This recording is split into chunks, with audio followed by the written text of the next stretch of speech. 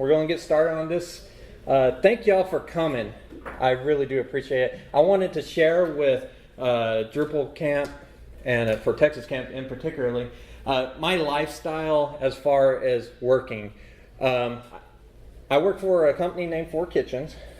My name's Alan Chappelle. I go by the alias General Redneck. If you've been to Mid Camp or you've been to any of the Texas camps, you've definitely seen me around. I'm the guy with the overalls. That's the way most people know me. It's like, hey, I don't remember your name, but you're the guy with the overalls. So, Alan Chappelle. I am a senior support lead, technical lead, in the support department over at Four Kitchens.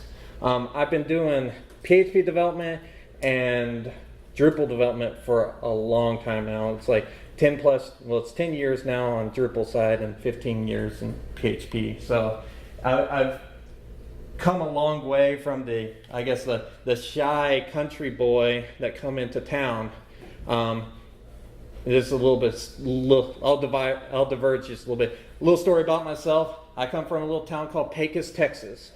It's out in the sticks. I'm one of two people who lettered in computer science there. Come to Dallas and trying to get a technical job, people listen to my accent and they say, you sound like a good old country boy. What are you doing in these parts? I'm like, well, I'm trying to be a web developer. I have a good technical knowledge, but because of the way I sound, it was really hard to get hired. With that said, I embraced it. I decided, once I got my confidence in, to stand up, take the overalls, wear them in front of people, and give my talks. Because this is who I am, and this is to show that even rednecks can be technical. With that said, I work for Four Kitchens. We build websites and apps that help you publish great content across all devices, platforms, and experiences. We do work mostly with media and publishing and education and some nonprofit. Anybody that has lots of content, particularly publishers and education are our strong points. We make great content and we make it go.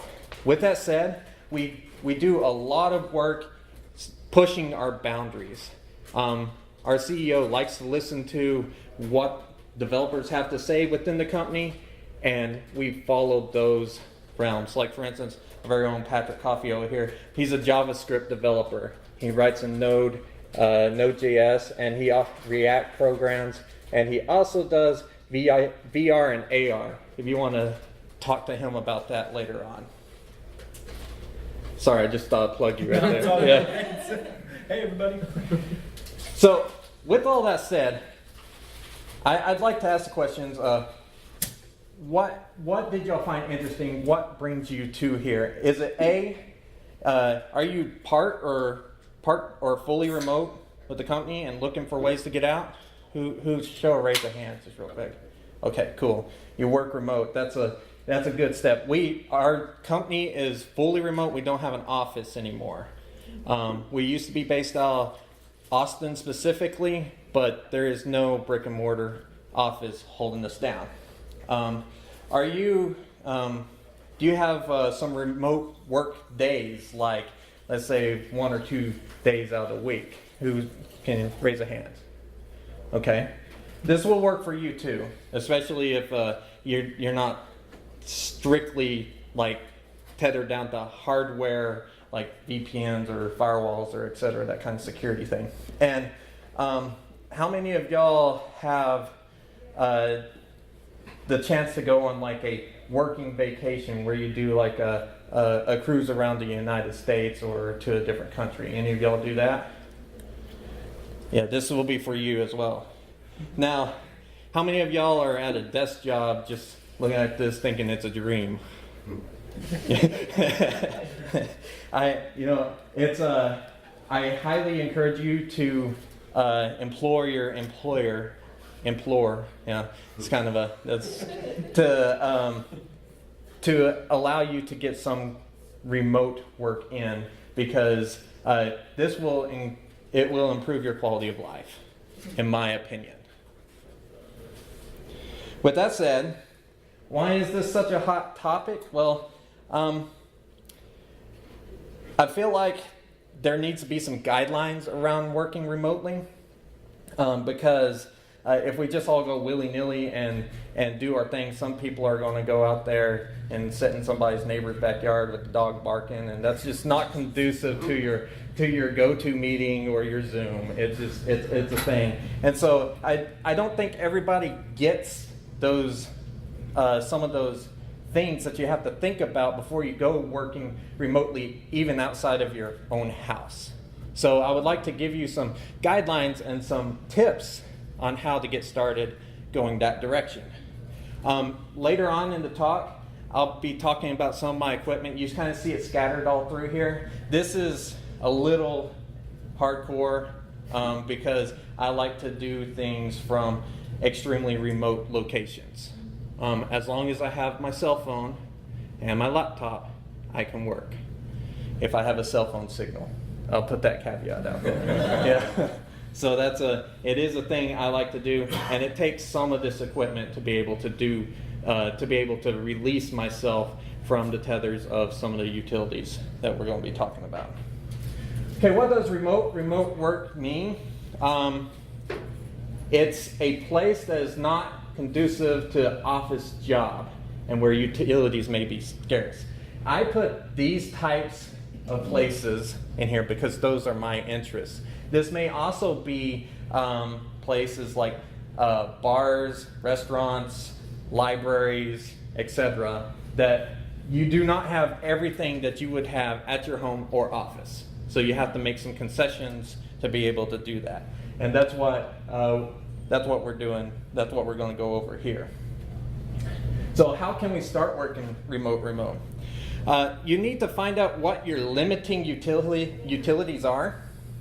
What are your comforts that you like to have? And you need to know about some courtesies so that it'll make it not only a pleasant experience for you, but for everybody else that you're working with. Let's talk about what your limiting utilities are. I put them in an order that I feel like is important, and most likely the most important, but these can switch around based on the circumstances of where you are, your location, and your duration of remote working.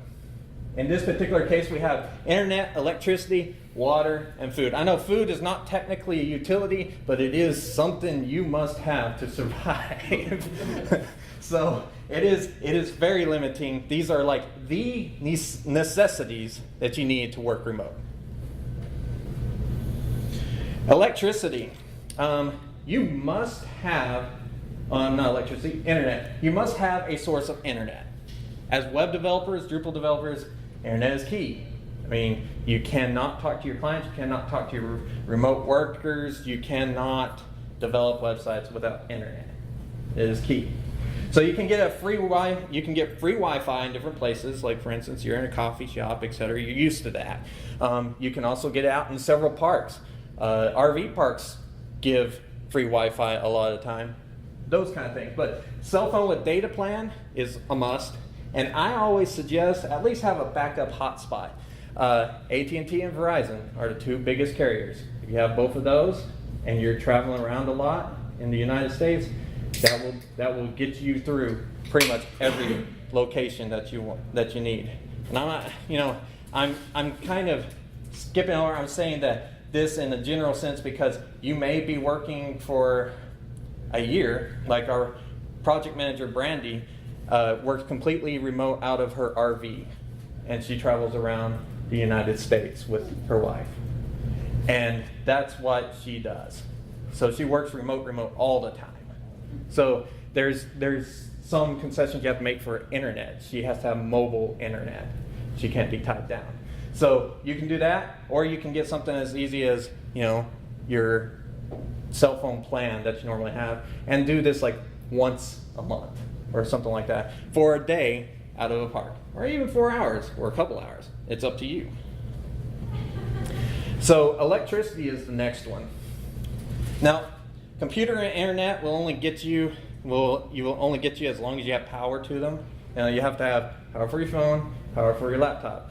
With laptops and phone, it's easy. You have batteries. That can be a source of power. For longer durations, you got to think farther ahead with some of this equipment like I've got here.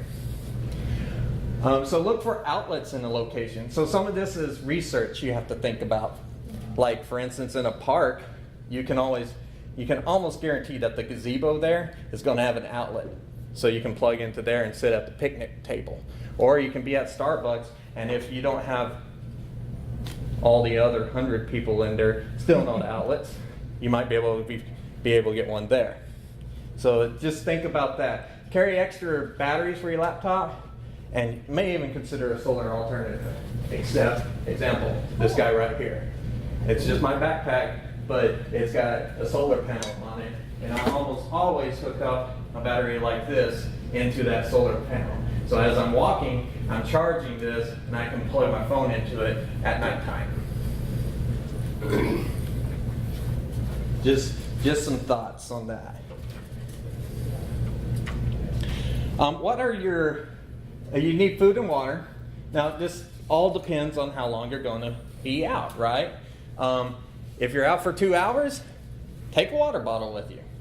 If you're out for longer than that, maybe make some food plans. This may include like going to Courtesies or something like that. You know, pick your favorite place to go eat for the day or something. Make a day of it, okay? If you're going for longer trips, it might be, you know, you're going to have to actually backpack it in or something, you know, or fill up your RV or put some food in your car and ice cream, those type of things. Or you might be able to pick up some places like, you know, a grocery store along the way, etc. Plan a little bit on that. Just be smart about it, you know. Don't go hungry. What are your comforts? So we went through all the necessities. What are the things that will make you enjoy being out there?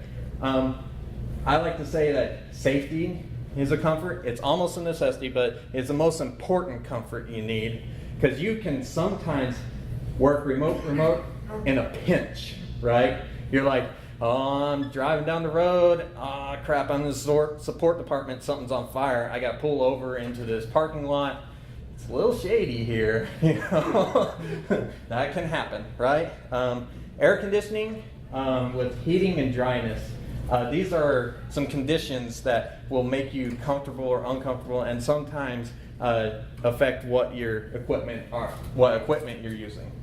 Seating, bathrooms, coffee and snacks. Now, I went over food earlier. I'll give you kind of specifics when I say coffee and snacks are a comfort here in a minute. So, as far as safety goes, be mindful of your surroundings and scope them out ahead if possible. So, for instance, I'm going into a park. This park is, I've scoped it out before. It's nothing but kids during the day. Sometimes there's a noisy teenager or two in the afternoon, lots of boats. I feel fairly safe here. If I go to the park and it's like lowriders, I know this is profiling, I'm sorry, but you know, like lowriders, and you hear someone scream off in the background, you see maybe a deal going down. No. Just don't even think about it. Really good thing to do is like get on the internet, do research, see if there's any crime that happens around there that's been reported. Don't set up in bear country with lots of food. That's one thing. Don't go out in inclement weather.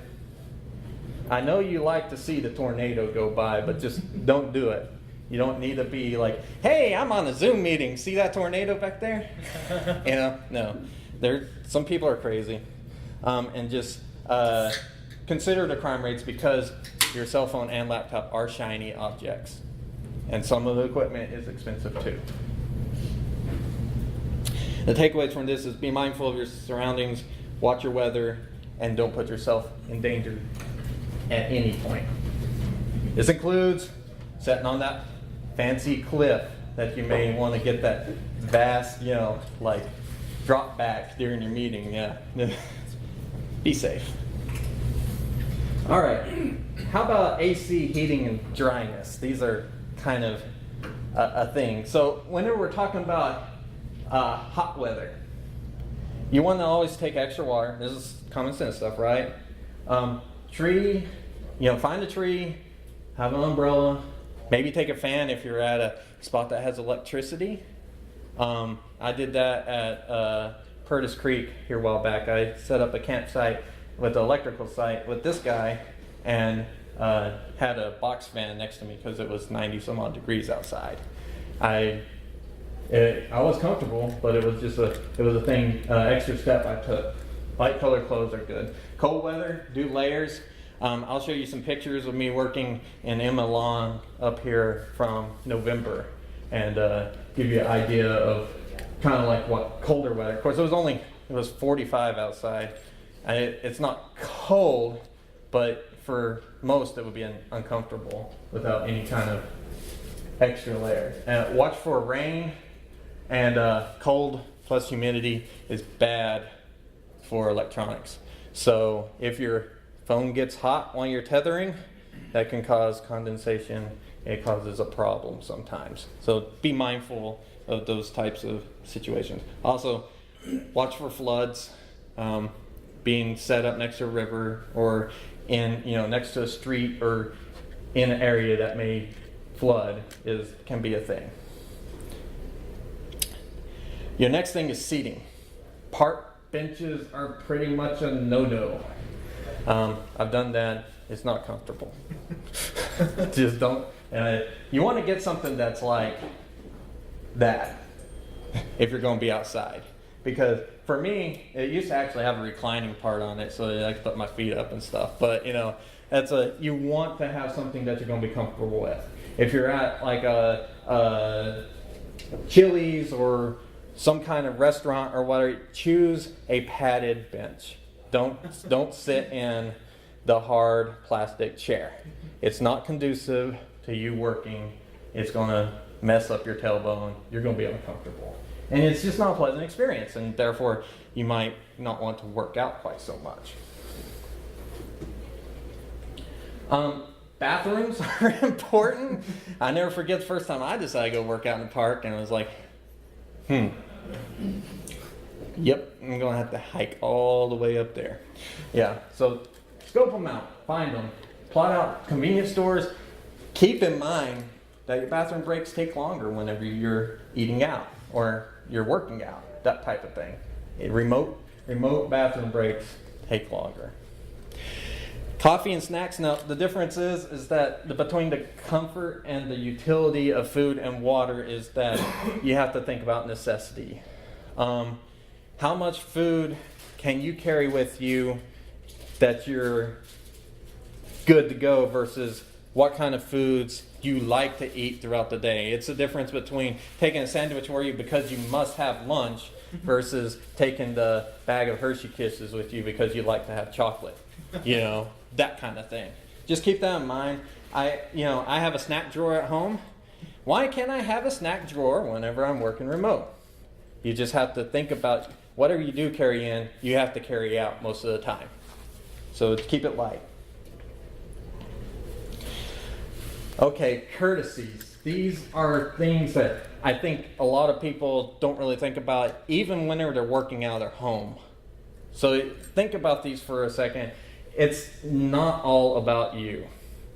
It's about your coworkers too, and how productive you can be when interacting with them.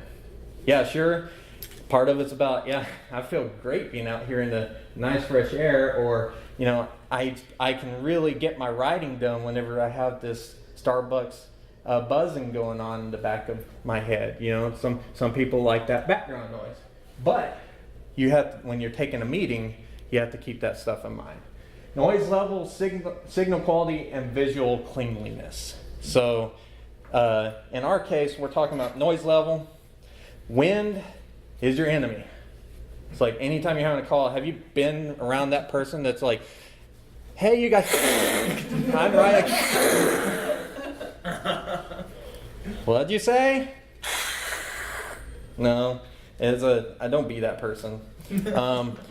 Like they're sitting over here, in their sometimes, and you can't help it. Sometimes you have like the train that goes by and it blows the horn or something like that.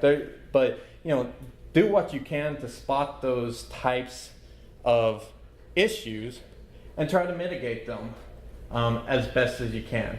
So that's kind of like being mindful of your surroundings and doing a little bit of research, or at least, maybe you try a spot out before you actually hold a meeting there.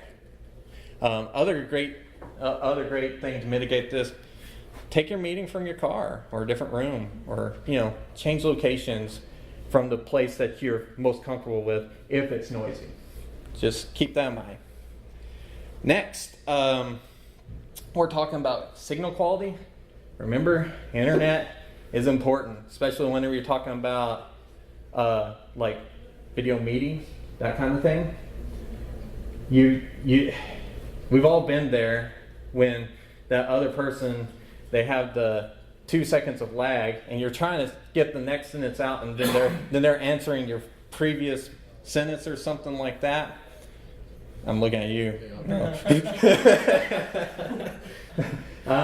We have those situations, and you can't always control them. But whenever you're working remote, you can do pretty good at figuring out how your signal quality is going to be. They make apps that map people's signal as they're driving down the road, etc. So you can actually look to see what the signal quality of the community on specific carriers are.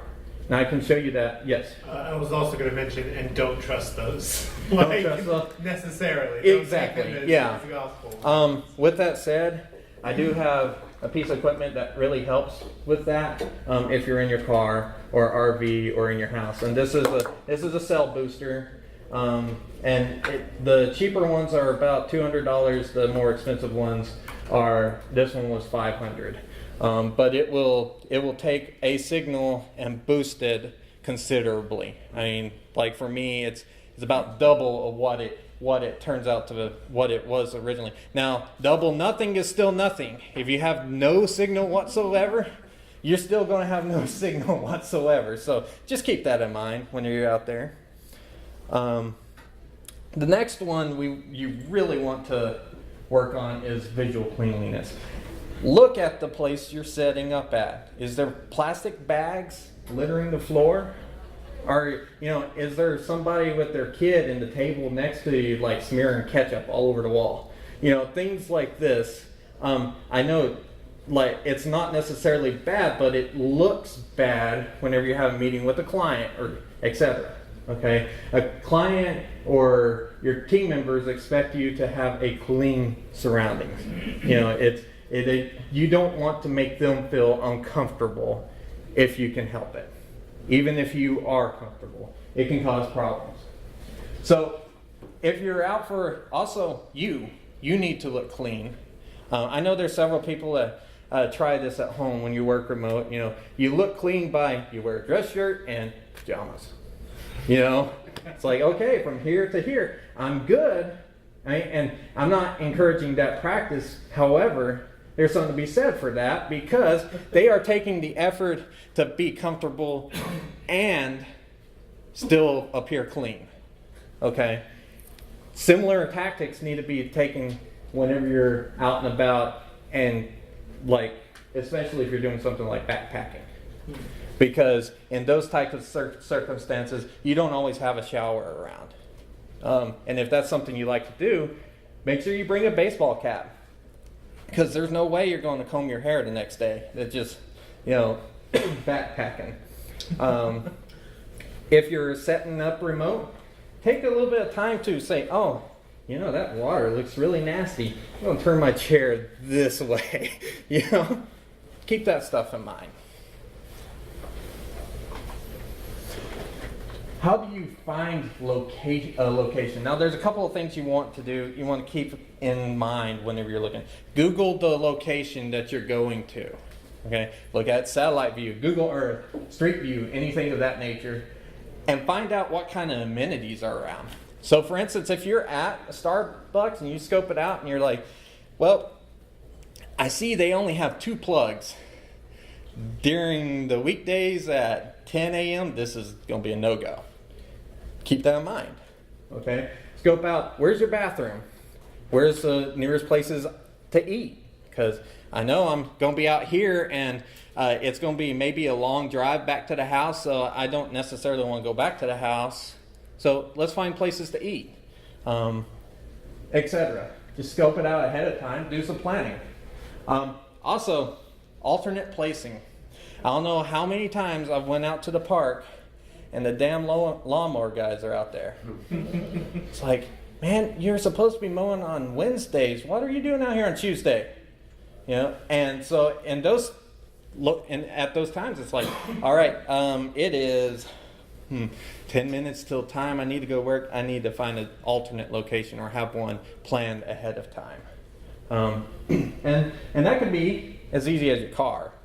So just keep that in mind. So you might consider these places. Just out of curiosity, what types of places have y'all tried to work remote from? Libraries. Libraries are really good. Yeah. Coffee shops, I'm okay with them. It depends on the coffee shop. Yeah. You have to scope those out. The thing about coffee shops is sometimes you walk in, you think, oh, it's reasonably quiet coffee shop, and you then you get on a phone call and you find out it's a lot louder than what you actually thought it was. Yeah.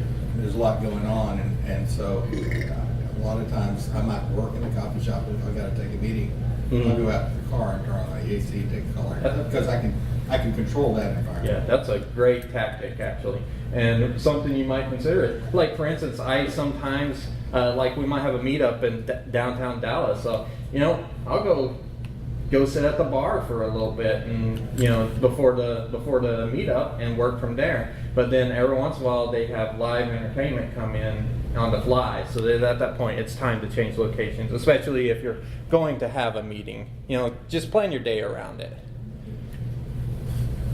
So coffee shops, restaurants, bars, libraries, the different types of parks, and then I'm kind of going down the list of, like most urban to most rural. I mean, it's something that we towards the end it's more my territory, and more what you see here is useful in those types of situations. The great thing about coffee shops, they're easy to find. If you need or want food, you have it there. We've talked about this a lot, about the amount of people that are there, and the noise.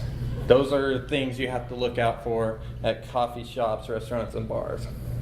Libraries are actually pretty interesting, because I didn't start doing this till recently, but I always thought library was quiet, and you really don't have much of a place to do conferences and stuff. But several of them actually provide you with a room if you want to go in, shut the door, have your meeting, then come back out and do whatever you need to do. It's just that's actually a perk. You get mostly utilities, you get air conditioning, which is really nice, and you get quiet.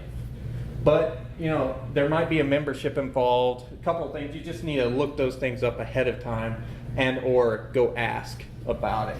So and some places, especially in more rural towns, don't have those spots. City parks, commercial campgrounds rather.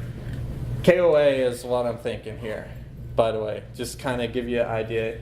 If any of you've ever stayed at KOA, it's literally they're a place for you to drive up with almost all the amenities that you have of a hotel.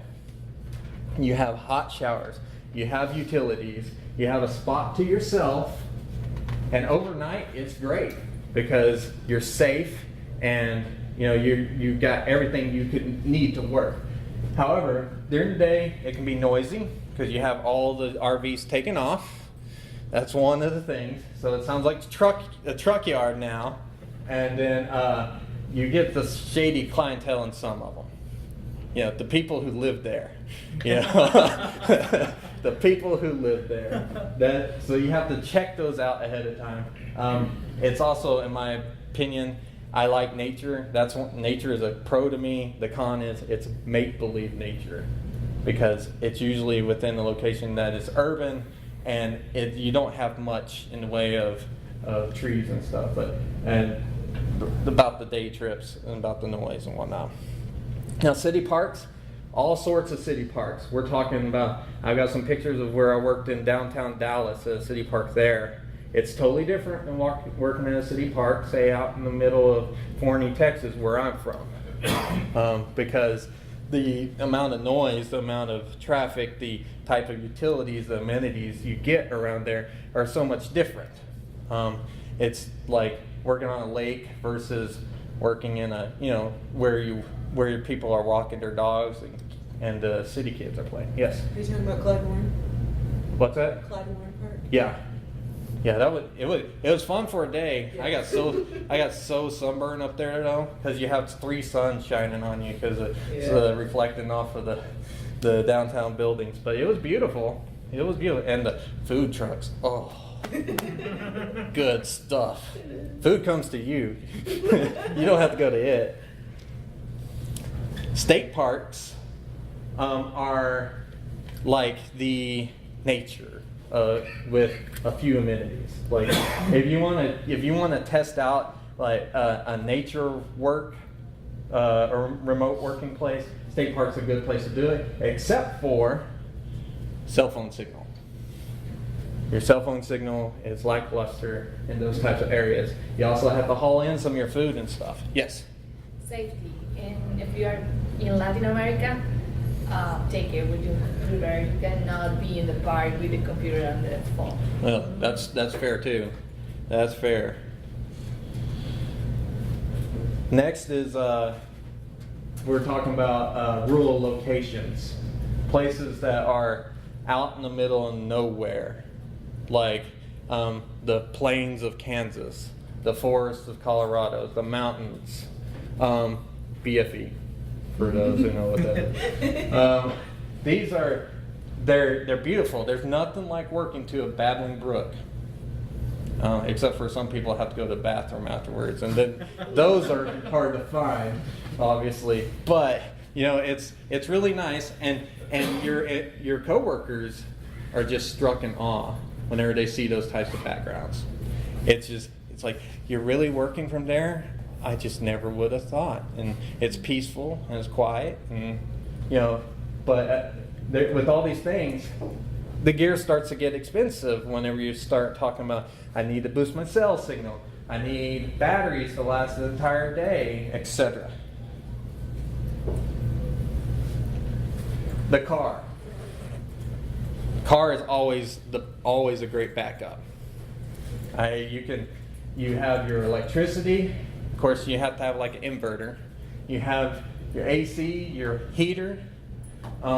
You're out of the rain, and you can usually control what kind of noise is going around. If you're in a spot that's noisy, drive to a different location.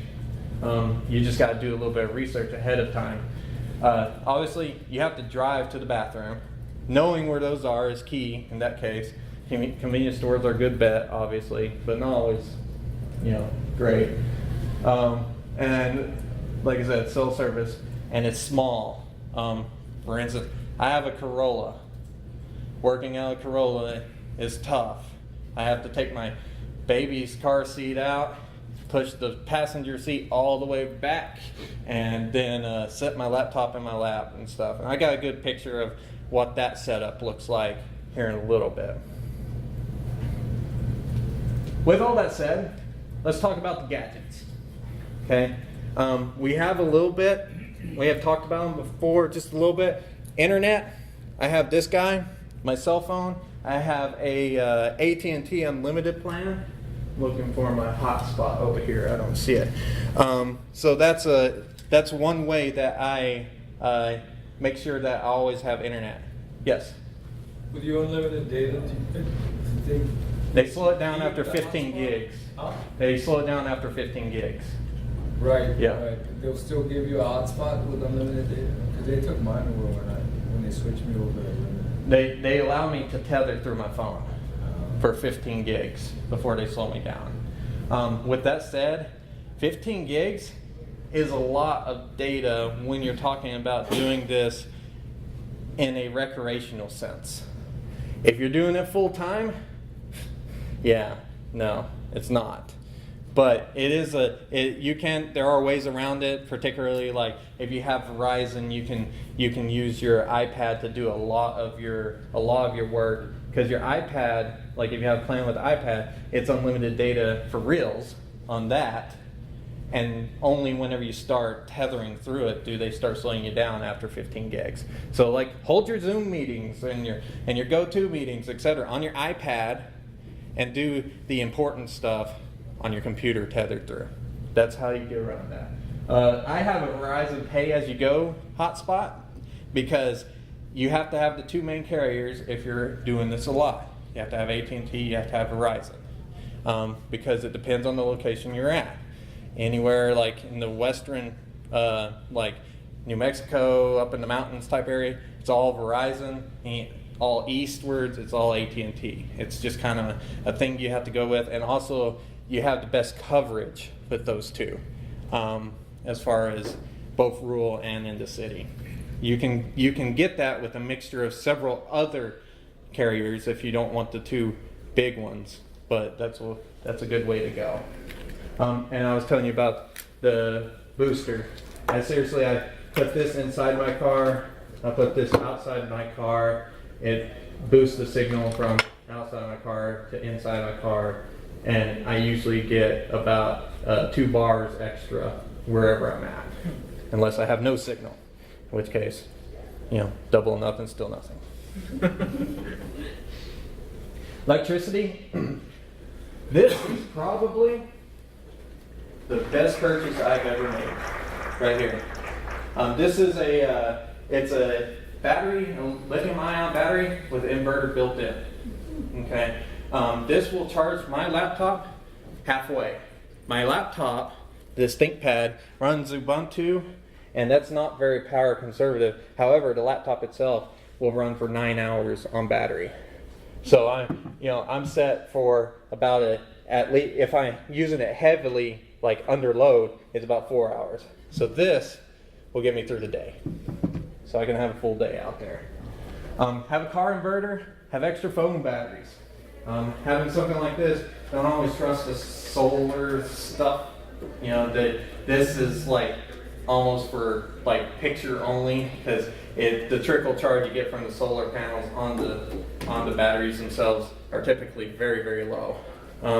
If you want to go solar, get you something like this, or a Yeti, or one of those other foldable solar panels that you can plug this into, because it'll charge. This guy will charge my phone in 4 hours in direct sunlight.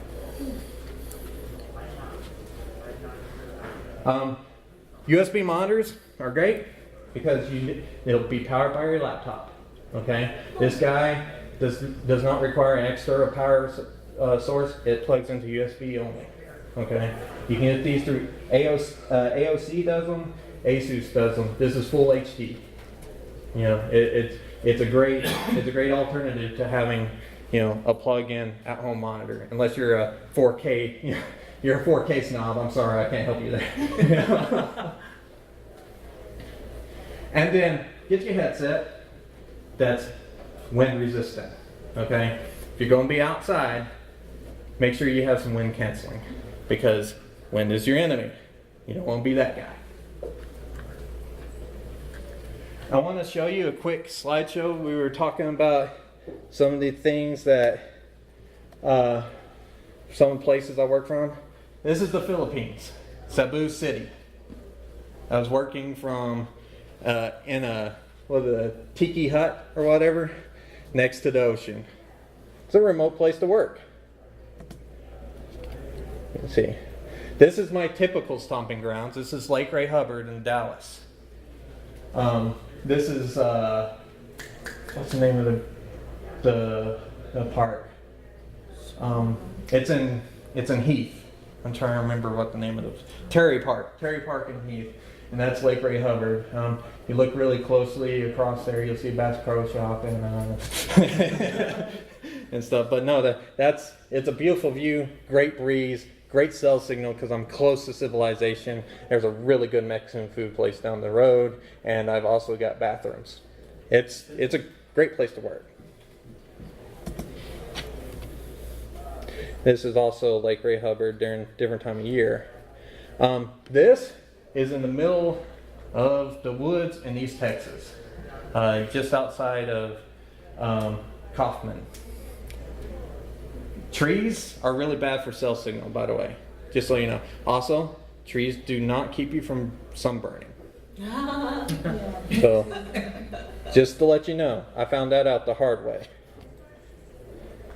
This is another lake over near Dallas, Tawakoni. This is Emma Long Park here in Austin. This was November, so I got a power site, which I ran a heater to the tent because it was rainy and cold during that. I didn't expect it to be quite so cold, and I usually go prepared for stuff like this. So I was working with.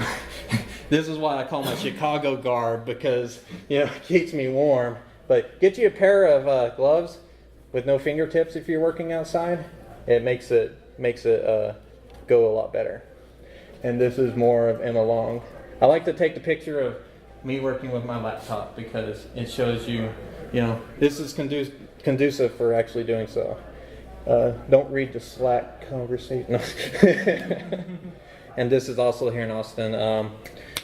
Trying to remember what the name of that park is. It's over near Cedar Park. Bulldog, is that right? So Bull Park?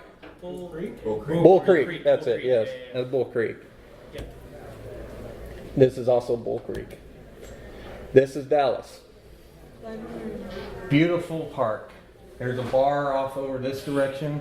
There's food trucks all off over this direction. Is this the one that's over the freeway? Yep. Yeah. A little noisy. Noise canceling headset is a must for that area. Also, rush hour is intense. Lunchtime is intense for that matter. All the kids come out from schools. There's a lot of field trips. This is my car setup. Normally my phone sits over there on that magnet, but I was using it to take a picture. And then I have my extra monitor up on my dash, and then my laptop in my lap. Yes? Does that extra monitor have a split screen? A split screen? Does it can you use it as a split screen? It's independent. Yeah, it's independent. I mean, I can either mirror or it's just like any other monitor. So it happens to be run through USB. The difference is it doesn't use your graphics card; it uses your processor. So if you're playing lots of heavy, intense video on it, it will eat your battery. And then that's pretty much that. With that said, I know we're getting pretty close here, but I have a couple of final thoughts to go through before we get into some Q&A here. After taking a look at some of my equipment and some of the locations, I hope that y'all would consider working remote in maybe a similar fashion. If not, consider take some of the things that I suggested as far as courtesy and location into account when you go out. Take time to plan, okay? And this can be like 10 minutes in the morning even before you go out, if you can do that on the fly. But take time to plan. If you don't know the location, scope it out, and just really use your common sense when you're out there. Imagine what you would want when you're listening to your coworkers in a meeting, and try to make that happen. Okay? And as I've said several times today, all you really need is your cell phone and your laptop, and you can do pretty much all the work that you could possibly want to do as a Drupal developer. With that said, I'd like to take any questions, and I really do hope to see y'all out on the Lake Ray Hubbard at some point. Maybe I missed it. Do you use any type of, when I'm working outside, it's sometimes hard to see my screen. Do you use any type of polarizer or something? I don't. That's a really good point, though. A lot of times, this guy or my trees are what keep me from keep me on that. Another thing is my backlight on this thing is extremely bright. I know that chews through your battery life a little bit faster, but whenever you have a laptop that has a battery life of 9 hours, even at that, it's a, you know, for me it's a non-issue. But so I don't have any suggestions. I would, if you find anything that actually works for you, I would encourage you to hit me up on the 4K blog, because I have put up a blog about this exact subject that went up a couple of days ago. I do a version. I don't do as much in the park as you do, but Mhm. I like to eat sea fish, and so I go down to Port Aransas, or I used to go down to Port Aransas. I haven't been since the hurricane. But I have an RV. I take Mhm. down there, and what I'll do is I'll go down on a Thursday night. It's usually cut off around 4:30. I can get down there, and then I just work Friday Mhm. from there. Yes. And then I go out. You have to wake up early to go out on the boat. So I get up early, and I'm able to get a full day of fishing in, and come back on Saturday and have kind of a break. Yes. As you get out in the ocean, you're far away from cell signals and all Yes. that kind of stuff. It's a good way to disconnect for a while. So that's what I do. The other thing I do is I do co-location. which Yes. kind A lot of people do colo. Yeah. So like, I currently work out of the house. Often I'll go to a client location for a site visit, Mhm. and since I've got the client paying for the airfare frequently, I'll extend either before or after the meeting That's cool. to stretch out, so I'm able to be in a different location for a longer period of time than just fly in and fly out. And so I pick up, of course, my days are outside of the time that are directly from the client. But Mhm. it does allow me a few more days in front of, Those are some. in a different location where I can actually get a feel for the place, especially if it's stretched out. Those are some really good tips too. Now, there's also some things. Some people also like to work outside of their house to do this type of work because having family within the house is a challenge to work. It makes it hard. Just go ahead. Okay. Just checking to see. I got about 10 minutes, I'm pretty sure. So with that said, it's a challenge with your family inside the house. I've had several coworkers. It's like I'm sitting here coding, and then my wife comes in. Have you done the laundry yet? No, I'm working. You know, and so it is a challenge because when you're at home, you're accessible. So picking up something of this nature is a good way to mitigate some of that, if possible, if you're in that type of situation.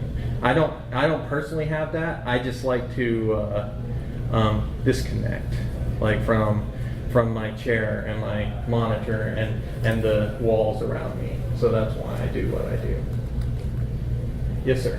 I was curious, just from you or for other people who are in here, if anybody has experience like being gone from home for extended periods of time. Because like right now, I'll do like kind of like he's talking about, like leave early for a weekend trip or something and work from the road for one day or something. Mhm. But I thought, well, if I leave for like, instead of Alaska, it's really cold in the winter. I'm thinking I want to come down to the States for the winter time. Yes. And figuring out ways to rent out your house. I thought about like Airbnb, but I'm not there. Like, I don't know. Do people know if there are like other services that you can rent out your space for short Rent out your duration? space while you're away? Yeah, like my home.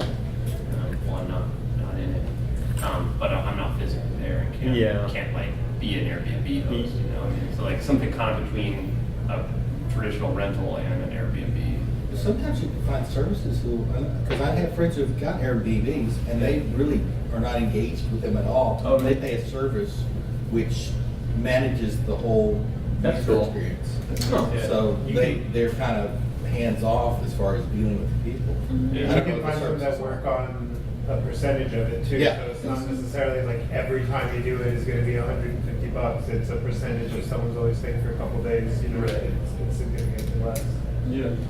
Cool. And also, if you are doing the co-location approach and you don't have been doing it and you've never done it before, there actually are groups out there right now that are organized around it. I was kind of going through my notes.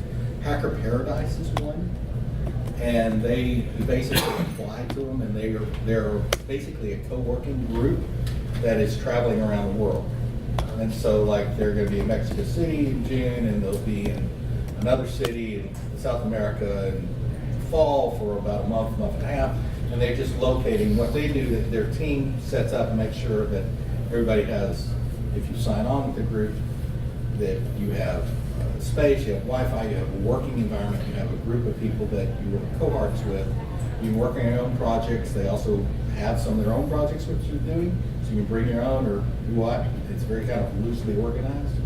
But they do make sure that you, wherever you go, that there'll be a place for you to land that's safe, and you have the essentials as far as being able to do your business. And there's also, I've heard, one that's on a sailboat that's going around. So if you want to be in a sailboat, and they have the satellite connection and everything, they've set it up, and it's just a co-working space that's mobile. Yes.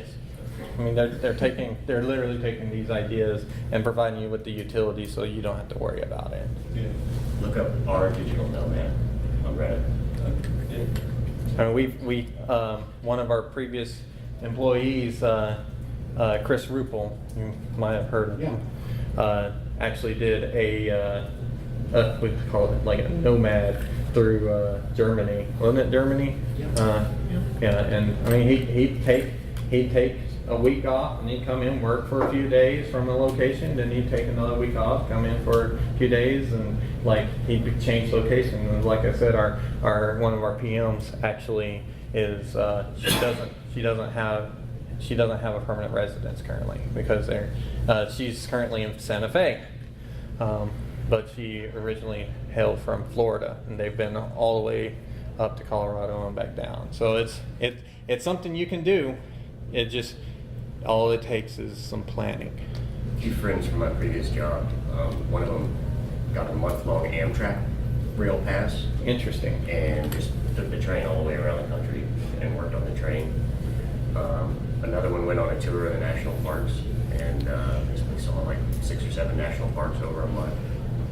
They had good idea, and a lot of the national parks have Wi-Fi on them. Yeah, I might also point out that this does take discipline, because you must be able to put forth the effort and not be distracted by your location.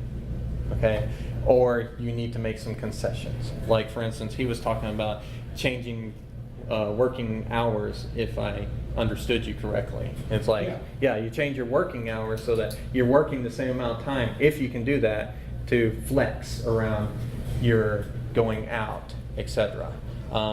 Making sure that you can focus on what you are doing from your location is key. Like for me, I can't do it at Starbucks. It just, the noise, and there's people that know me. I'm a guy in overalls, so it's just like, hey, this has been a long time since I've seen you, So. One of the kind of the better experiences I had is I went to stay a month down in Rio, and of course they were 2 hours earlier than New York, so I was able to have a Portuguese professor come in the morning for class, because I was learning Portuguese, and then I would work for the next hour or 2 hours before my crew came in, so I got all my stuff done. And usually I'd work for the midday, and then I'd break off and go off to the beach in the afternoon. So it wasn't that expensive. Yeah.